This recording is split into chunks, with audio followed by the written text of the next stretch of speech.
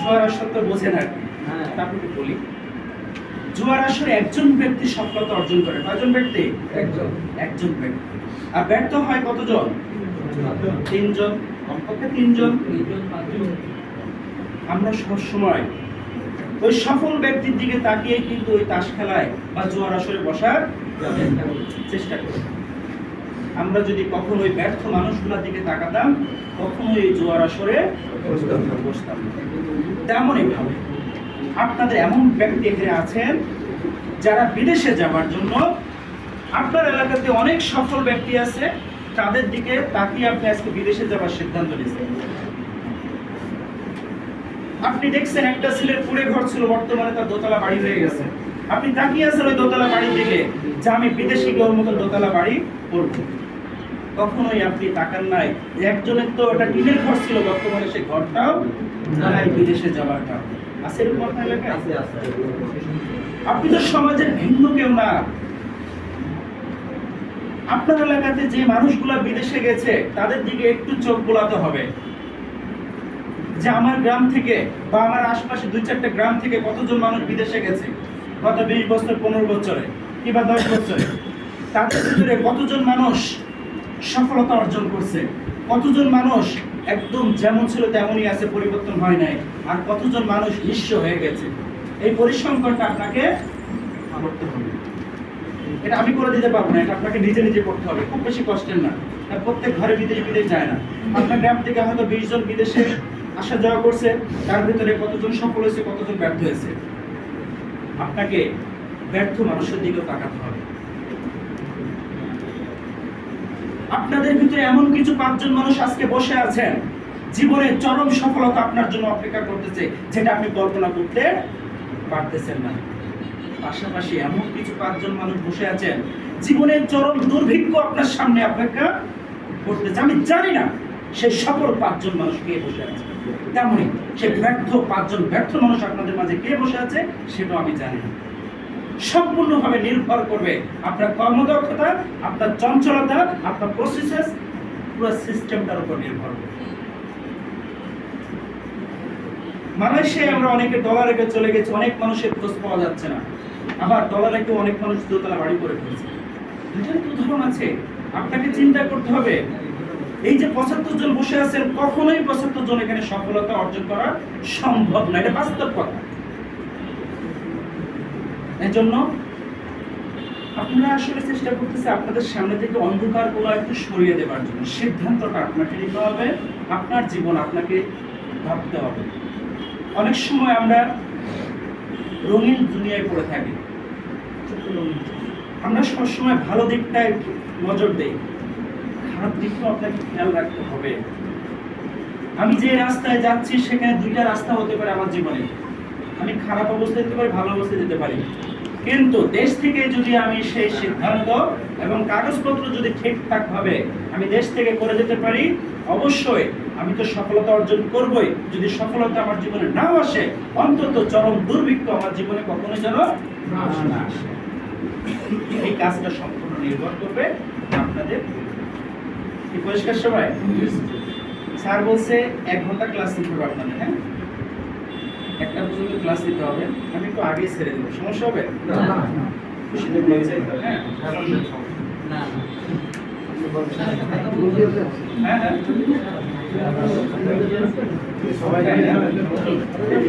আচ্ছা, বিষয়টা হচ্ছে কি যে এই ক্লাসের ভিতরে, এই যে 3 দিন ধরে ক্লাস হচ্ছে, এক একজন মানুষের আসলে এক একটা ক্লাসের প্যাটার্ন এক এক ধরনের হবে। যারটা ভালো লাগবে তারটা মনোযোগ দিয়ে শুনবেন, যারটা ভালো লাগবে না মনোযোগ না দেন, অন্তত বসে থাকবে। কারণ হচ্ছে আপনার ব্রেন অটোমেটিক্যালি কিছু কিছু শব্দ আপনার ব্রেনতে চলে যাবে, যেটা আপনি বুঝতেছেন। যখন আপনি কোনো ধরনের বিপদে পড়ে যাবেন, তখন দেখবেন এই শব্দটা আপনার ব্রেনটা অটোমেটিক্যালি চলে আসবে। সেটা বুঝতে পারছেন যে আপনি অলসতা কার সাথে করতেছেন? আপনি নিজের সাথে করতেছেন। এই অফিসটা চিন্তা করতে হবে, ডেমোর অফিসটা চিন্তা করতে হবে এটা আমার অফিস। যে চেয়ারটা বসে আছেন এটা ডেমোর চেয়ার নয়, এটা আমার চেয়ার। যদি আমার চিন্তা করতে পারেন তবেই দেখবেন দিনটা দিয়ে খুব আনন্দে কাটতেছে। আর যদি এটাকে পর পর ভাবেন, তাহলে আপনার এই চেয়ারটা আপনার কাছে মনে করেন আগুন, বসে থাকতে ভালো লাগতেছে না, কথা শুনতে ভালো লাগতেছে না, মানে কখন একটা সার্টিফিকেট পেয়ে যাবেন। জীবনে অনেক ঝাপাঝাপি করছেন, লাফালাফি করছেন, এমন এক খাঁচায় যাচ্ছেন ঝাপাঝাপি আর করতে পারবেন না। সেই ঝাপাঝাপি যেহেতু করতে পারবো না, এখন থেকে সেটা প্র্যাকটিস করতে হবে যে হ্যাঁ আমি সেই খাঁচার ভিতরে ঢুকে যাচ্ছি।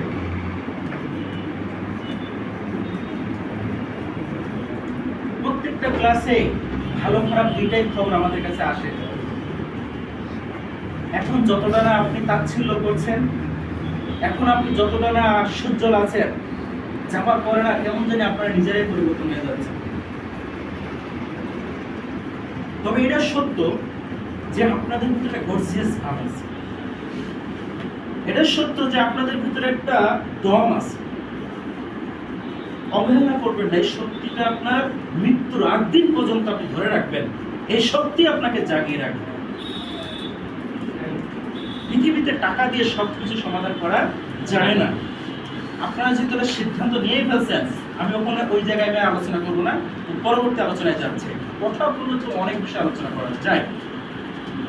তো যেহেতু আমরা সবাই বিদেশে যাচ্ছি, আমাদের গন্তব্য একই ধরনের। আমাদের সমস্যা জীবনে আসবে, সমস্যা আসবে না বলেন? আমি যেখানে যাচ্ছি এখানে কি সমস্যা আসবে না? আমি সৌদি যাচ্ছি, আমি মালয়েশিয়া যাচ্ছি, আমি সিঙ্গাপুরে যাচ্ছি, আমার সমস্যা আসবে। সমস্যাকে যদি কেউ সমস্যা চিন্তা করেন, তাহলে জীবনের সমস্যাই থেকে যাবে। জীবনের সমস্যাকে সবসময় সুযোগ ভাববেন। ওই যে আপনাদের প্রত্যেকের ভিতরে কিন্তু একটা স্বপ্ন আছে, যেতে চায়।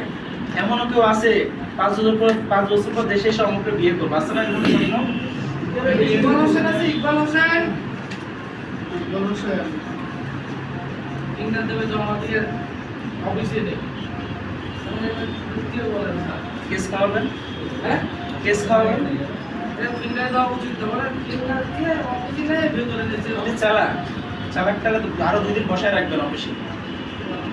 ঠিক আছে, থ্যাংক ইউ। আচ্ছা, বিষয়টা হচ্ছে, সরি আপনাদেরকে বলি না এগুলো, হ্যাঁ কোথায় জানাচ্ছিলাম ভুলে গেছি, এই একটা সমস্যা। ওই যে বিয়ের কথায় ভিডিও করতেছে? আরে না, মনোযোগ দেন। ভিডিও করে লাভটা কি? এত ভিডিও করে ফোনের জিবি নষ্ট করে লাভ নাই। কি আলোচনা হচ্ছে? আমরা এন্টারটেইনমেন্ট ভিডিও রাখি। আমি তো কোনো সাবজেক্ট আপনার কথাগুলো ভালো লাগতেছে, কথাগুলো ভালো লাগতেছে। বিষয়টা হচ্ছে যে সবার কথাই ভালো, মনোযোগ দিলে দেখবেন সবার কথা ভালো লাগতেছে, ঠিক আছে? হয়তো একটু মনোযোগ দিচ্ছেন আমার প্রতি, আশা করতেছি। তো যেহেতু আমরা সবাই বিদেশে যাচ্ছি, তো আমার সমস্যা আসবে। সমস্যাকে সবসময় সুযোগ ভাববেন। এই যে বাসা থেকে আপনি আজকে ডেমো অফিসে আসছেন, শ্যামনগর থেকে আসছেন, তালা থেকে আসছেন, কালীগঞ্জ থেকে আসছেন, কলারোয়া থেকে আসছেন, আসতে একটা সমস্যা ছিল না? ঘুম থেকে উঠতে হবে, নিজেকে তৈরি করতে হবে, গাড়ি ভাড়া করে আসতে হবে, সময় মতো ক্লাসে আসতে, একটা সমস্যা না বলেন? কিন্তু আপনারা তো সমস্যার সমাধান করতে পারেন বিধায় তো আজকে ক্লাসে বসে আসছি। ওই গাড়িটা তো আমার জন্য একটা সমস্যা ছিল, ওই সকালে ঘুম থেকে ভাঙা তো আমার জন্য সমস্যা ছিল। কই সমস্যা কাটিয়ে আসতে পারছি না আমরা? তেমনই সমস্যাকে সবসময় সুযোগ ভাববেন। কেউ যদি সমস্যা দেখে এড়িয়ে চলেন, সেই সমস্যা যদি সমাধান না করেন, সেই সমস্যা আপনার জীবন থেকে চলে যায় না, থেকে যায়। যেদিন আপনি বৃদ্ধ হয়ে যাবেন, আপনার শরীরে শক্তি থাকবে না, রক্তের জোর থাকবে না, ওই যে 20 বছর বয়সে যে সমস্যাটা আপনি এড়িয়ে গেছেন, ওই বৃদ্ধ বয়সের সমস্যা আপনার জীবনে এসে হাজির।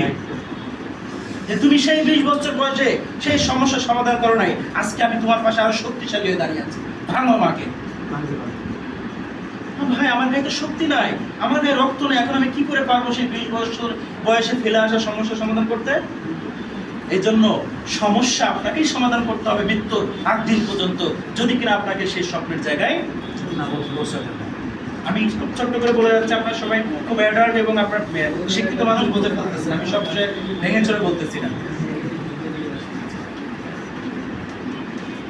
আপনারা এখানে যারা বসে আছেন, আপনারা বড় বড় সমস্যার সমাধান করে আসছেন। এতটা সহজ কথা নয়। এই পরিবারে 5 লক্ষ টাকা এক করা, এই পরিবারে 5 লক্ষ টাকা এক করতে গিয়ে অনেকের সাথে আপনার সম্পর্ক ছিন্ন হয়ে যাচ্ছে। এই 5 লক্ষ টাকা এক করতে গিয়ে আপনার জীবনে ঘাম ছুটে যাচ্ছে। তবে তো আজকে আপনি ক্লাসরুমে এসে উপস্থিত হয়েছেন। আমি যদি এমন কিছু ব্যক্তিকে ডেকে সামনে এসে বলি আপনি টাকাটা কিভাবে জোগাড় করলেন, হয়তো বা কথা দুটো বলতে গিয়ে চোখের পানি ছেড়ে দিবেন। এতটা কষ্ট করে আপনি টাকাটা জোগাড় করে বিদেশে যাচ্ছেন। আপনার নাম কি? হ্যাঁ, আচ্ছা, বসেন। তো এই যে চোখের পানি আমি ছেড়ে দিচ্ছি, কি করতেছে? চোখের পানি আমি ছেড়ে দিয়ে এই কষ্টের গল্প আমি এই টাকা জোগাড় করার জায়গাটা তৈরি করতেছি। এখন আপনি পরিবারের কাছে যতটা না ভালোবাসার মানুষ, বিদেশ থেকে ব্যর্থ হয়ে ফেরত আসলে পরিবারের কাছে ততটা আপনি ঘৃণার পাত্রে পরিণত হবেন। সারা জীবন নিজেকে ভালোবাসতে হবে। আপনি নিজেকে যদি আলোকিত করতে পারেন তবে দেখবেন পাশের মানুষগুলাও জল জল করে আলোর মতন জ্বলতেছে। বুঝাইতে পারি না হয়তো বিষয়টা। আপনার ভিতরে যদি জ্ঞান থাকে, আপনার ভিতরে যদি আলো থাকে, দেখবেন পাশের মানুষগুলো আলোকিত হবে। ভাই আমি অসুস্থ, আমার ওয়াইফকে আমি কিভাবে সেবা করব? ভাই আমি আজকে একদম অর্থনৈতিকভাবে ভেঙে পড়ছি, আমার সন্তানকে ভালোভাবে কিভাবে পড়াবো? আমি নিজে এখন চলতে পারতেছি না, আমি আরেকজনকে কিভাবে হাঁটাবো? আগে নিজেকে ভালোবাসতে হবে। এটা সেলফিশ বোঝাচ্ছে আমি এটা। আমরা সবসময় দেখবেন অন্যকে ভালো রাখার জন্য প্রচুর চেষ্টা করি। আমার মা কিভাবে ভালো থাকবে, আমার বাবা কিভাবে ভালো থাকবে, আমার ওয়াইফ কিভাবে ভালো থাকবে, আমার আত্মীয় স্বজন কিভাবে ভালো থাকবে। আমার খাওয়ার দরকার না, ওরা আগে খাক। আমার শোয়ার দরকার না, ওরা আগে শুক। আমি কাজ করি, ওরা বাসায় বসে থাক। আমাদের কিন্তু প্রত্যেকের ভিতরে একটা কমন টেন্ডেন্সি আছে। বিশ্বাস করেন আপনি ভুল জায়গায় আছেন। আপনার নিজেকে যদি ভালোবেসে নিজেকে যদি সুন্দরভাবে তৈরি করতে পারেন তবে দেখবেন পাশের মানুষগুলো সুন্দর লাগতেছে, পাশের মানুষগুলো আপনাকে ভালোবাসতেছে, তারাও আপনার কাছ থেকে ভালোবাসা পাচ্ছে। আপনি নিজেকে ভালোবাসুন। এই নিজেকে ভালোবাসা বলতে আপনার যদি বিদেশে টাকা কামাতে যাচ্ছি, এই টাকা কামানোর দিকে মনোযোগটা দেই। এখানে যে আমি যদি প্রত্যেকে যদি কথা বলার আগে যদি আমি বলতাম আপনি কি কারণে বিদেশে যাচ্ছেন, কোনটা পরিবারকে ভালো রাখার জন্য বিদেশে যাচ্ছেন, আপনি ভুল জায়গায় আছেন, ভুল কথা বলতেছেন। বিদেশে আমরা অনেক মানুষ যাই, 10 বছর 15 বছর বিদেশ করে এসে পরের জমিতে কাজ করতে চাচ্ছেন, এরকম এলাকা কেন? সেই মানুষটা আজকে অবহেলার পাত্র কেন? এক সময় পরিবারে সে ছিল খুব আদরের সন্তান, বাপ মা এখন তাকে দেখতে পারতেছে না। আছে না এরকম আমাদের সমাজে অনেক ছেলে মেয়ে আছে। আপনি তো তাদের মতন একজন হয়ে যাবেন যদি কিনা আপনি তার মতন সেই ভুলটা করেন। আপনি নিজেকে ভালোবাসতে হবে। পরিবারে একজন মানুষ আছে প্রচুর কাজ করে, এত কাজ করার পরে নিজের চেহারা ঠিক নাই, কাপড় চোপড়ে ঠিক নাই, বাসায় বিশাল এক আত্মীয় এসেছে দূর থেকে, সেই মানুষটাকে তখন আর ডাকে না, যে সুন্দর চকচক করে তাকে ডেকে নিয়ে প্রেজেন্টেশন করে। অথচ সেই মানুষটা পরিবারের জন্য নিজের জীবনটা শেষ করে দিচ্ছে। এই যে আমরা বিদেশে যাচ্ছি নিজেকে ভালোবাসার জন্য যেতে হবে। কার জন্য? নিজেকে ভালোবাসতে হবে। আমি নিজে যদি ভালো থাকি আমার পরিবারের লোক ভালো থাকবে। আমি ভালো না থাকলে ভাই কেউ ভালো থাকবে না। যে টাকা পয়সা কামাচ্ছি এটা আমার জন্য কামাচ্ছি, এটা আমার পরিবারের জন্য না। ভাই আমার টাকা আসে মানে আমার পরিবারও ভালো থাকে। আমার টাকা যদি পরিবারে আমি সব দিয়ে দিই তাহলে শেষ। আমি আর কেউ ঠেকাইতে পারবো না। আমি থিওরিতে আসি যে বিদেশে যেহেতু আমরা যাচ্ছি, আমি একটা গল্প বলি। গল্প বেশি বলা যাচ্ছে না, সেটা হচ্ছে আমাদের এলাকাতে কিছু লোক আছে, কিছু বাবা ভুল হবে, 2-1 আছে দেখছি। বাবা প্রায় 100 বিঘা জমি রেখে গেছে। বাবা মৃত্যুর পরে বর্তমানে তার ভিটে বাড়ি আছে, তার কিচ্ছু নাই। আপনাদের এলাকায় আছে এরকম? আমাদের এলাকায় আরো 2-3 লোক দেখছি, বাবা তাকে 1 কাঠা জমি যেতে পারে নাই, ভিটে বাড়ি কোনো দিয়ে যেতে পারে নাই, নিজের কর্মদক্ষতা শিক্ষা দিয়ে যেতে পারে নাই। তার 20 বছর ক্যারিয়ারে 20 থেকে 30 বিঘা থেকে 50 বিঘা জমি কিনে আছে। আছে আপনার এলাকায়? আছে। ওই দুইটা মানুষের মধ্যে এমন কি পার্থক্য ছিল যে বাবার 100 বিঘা জমি সে রেখে যেতে পারে নাই। আর ওই মানুষটার ভিতরে এমন কি জ্ঞান ছিল, এমন কি দক্ষতা ছিল যে বাবা তাকে 1 কাঠা জমি দিতে পারে নাই, বর্তমানে সে অসংখ্য জমির মালিক হয়ে গেছে। তেমনই ভাবে আপনাদের মাঝেও এই দুই শ্রেণীর লোক বসে আছে। যারা বিদেশে যায়, শোনা যায় অমুক মাসে 80,000 1 লক্ষ টাকা বেতন পাচ্ছে, 10 বছর 5 বছর বিদেশ করে এসে সে পরের জমিতে কাজ করতেছে। আছে এরকম ঘটনা? তাহলে যারা আমরা বিদেশে যাচ্ছি, কম বেশি সবাই আমরা টাকা পয়সা রোজগার করব, কিন্তু নিজের কর্মদক্ষতার কারণে আপনি আজকে যেখানে বসে আছেন, আগামী 10 বছর পর এখানে বসে থাকবেন, না হয় এরকম 5 তলা বিল্ডিং দিবেন। বুঝতে পারছি আমি কোনটা? কি জানেন নাম আপনার? আপনার নামটা কি? আরাফাত হোসেন।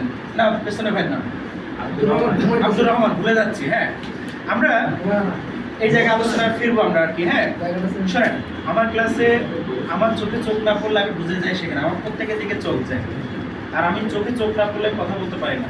এখন ওই যে আব্দুর রহমানের জন্য আপনাদের সবাই কষ্ট হচ্ছে, এই যে আমি কথা ডাইভার্সিটি হয়ে যাচ্ছে। ভিডিও ছিল না, না সামনে আমরা রেস্ট নেওয়ার সময় আছে। না না, এটা আমার প্রবলেম, আর এটা আপনাদের প্রবলেম না। আমি সবার দিকে তাকিয়ে কথা বলি, বুঝছেন? আমি আমার চোখ ফাঁকি দেওয়ার কারণ নাই, ঠিক আছে? আমরা একটা কাজ করি, সবাই একটা ব্যায়াম করবো এখন। হ্যাঁ, তার মানে একটু ক্লান্তিটা দূর হবে। ভাই এখন ঘুমায় না, কিছুক্ষণ পর দুপুরে খাওয়া দাওয়া করতে হবে, ঠিক আছে? আমরা সবাই একটা ব্যায়াম করি এখন। সেই ব্যায়ামটা হচ্ছে আমরা সবাই নিজের নাম লিখবো। পারি না সবাই নাম লিখতে? সবার পারি ভাই? পারি। কিন্তু নাম তো আমরা কলম দিয়ে লিখি, না কি দিয়ে লিখি? আজকে আমরা কলম ছাড়া লিখবো, পারবো? আচ্ছা, আমরা এই মাথা দিয়ে আমার নামটা লিখবো। আমার নাম হচ্ছে কি শামীম, আমি লিখতেছি আমার স্বামী, আমি বাংলায় লিখি। হ্যাঁ, সমস্যা নেই। স্বামী তার বাসা দিচ্ছে, বুঝলে?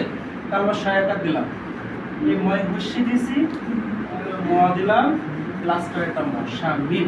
বুঝছে? বুঝা গেছে? ফাইন। প্রত্যেকের নাম কি আছে আমি জানি না, প্রত্যেকের নামটা একটু মাথা দিয়ে লেখেন তো। 1 2 3 করেন, ভালো লাগবে দেখবেন।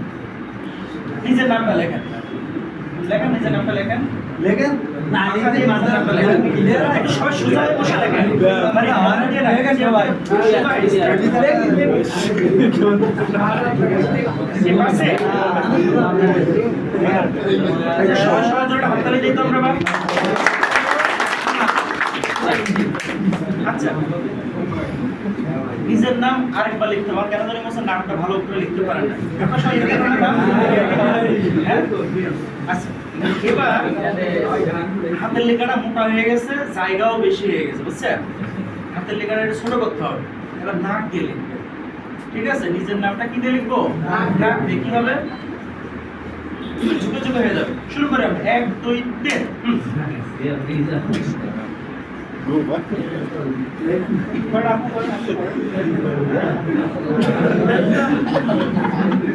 আচ্ছা, এবার সবাই সবাইকে হাত তালি দিই আমরা। কারো মাথা করতেছে? খুব খারাপ লাগতেছে?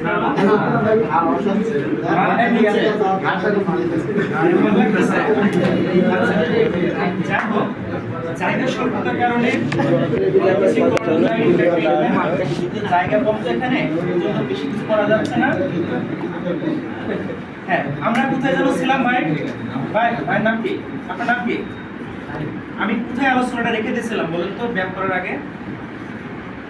কোথায় রাখছিলাম? কোন শব্দ বলে রাখছিলাম? হ্যাঁ, নাকের আগে। নাকের আগে মাথা বলছিলাম, মাথার আগে কি বলছিলাম? কি বলে ব্যায়াম ঢুকছিলাম? কে বলতে পারবেন আমি কোথায় আলোচনা? এখানে বসে থাকতে পারি অথবা 5 তলা বিল্ডিং এ যেতে পারি। ফাইন, বাচ্চাটা হাত তালি দিয়ে সবাই নিজের মনটাকে ঠিক এইভাবেই রাখতে হবে। তার মানে সবাই এখনো এই ক্লাসে এখনো পর্যন্ত দেহ এবং মনটাকে আনতে পারি নাই। এটা সমস্যা। এটা কিন্তু নিজেকে হত্যা করতেছেন। এখনো বলতেছি আপনি নিজেকে নিজে হত্যা করতেছেন। এটা যেই ব্যক্তি দেহ এবং মনটাকে এক না করতে পারে